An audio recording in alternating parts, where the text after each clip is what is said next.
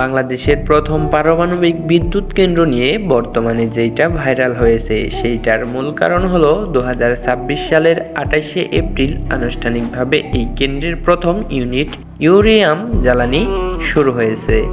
এই দিনটিকে বাংলাদেশের পারমাণবিক যুগে প্রবেশ ঐতিহাসিক দিন হিসাবে ঘোষণা করা হয়েছে। অনেকেই ভাবছেন পৌর বিদ্যুৎ কেন্দ্র চালু হয়েছে, কিন্তু আসলে এখনো পরীক্ষামূলক ও ধাপে ধাপে উৎপাদনের কাজ চলছে। তবে সত্য কথা হলো 2026 সালে 28শে এপ্রিল থেকেই আনুষ্ঠানিকভাবে জ্বালানি প্রবেশ করানো শুরু হয়েছে।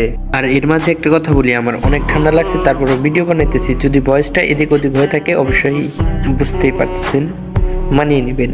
রূপপুর পরিকল্পের ইতিহাস অনেক পুরনো।